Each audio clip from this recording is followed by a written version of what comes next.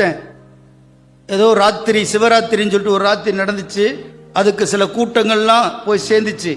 அதில் தலைமையாக இருந்து நடத்தக்கூடியவர் பேட்டி கொடுத்திருக்கிறார். இயேசு கிறிஸ்து நம்முடைய பாவங்களை மன்னிப்பதற்காக பரலோகத்திலிருந்து இறங்கி வந்த தேவகுமாரன் சொல்லிட்டு அவன் பேட்டி கொடுக்கிறான். அப்ப பாவத்தை நிவர்த்தி செய்யக்கூடியவர் இயேசு கிறிஸ்து என்பது அவர்களுக்கு தெரிகிறது. ஆனாலும் ஜனங்களுக்கு அதை புகுட்டுவதில்லை. தங்களுக்கு எது ஆதாயமோ அந்த காரியத்தை செய்து கொண்டிருக்கிறார்கள்.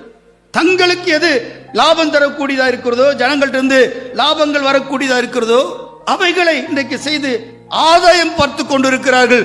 பக்தியை ஆதாய தொழிலாக மாற்றிக் கொண்டிருக்கிறார்கள். ஆனால் ஆண்டவராகிய இயேசு கிறிஸ்து அவரை பற்றிய அறிவின் மூலமாக, அவரை பற்றிய பக்தியின் மூலமாக பாவங்களிலிருந்து ஜனங்களுக்கு விடுதலை கொடுத்து, அந்த பாவத்திலிருந்து விடுதலை தந்து விமோசனத்தை கொடுத்து, பாவத்தின் சம்பளமாகிய மரணத்திலிருந்து விடுதலை கொடுத்து, மரணத்துக்கு அதிகாரியா இருக்கக்கூடிய பிசாசுடைய பிடியிலிருந்து விடுதலையை கொடுத்து அவர்களை நித்திய வாழ்வுக்கு ராஜ்யத்துக்கு அழைத்து கொண்டு போவதற்காக தேவன் இந்த பூமிக்கு கடந்து வந்தார்.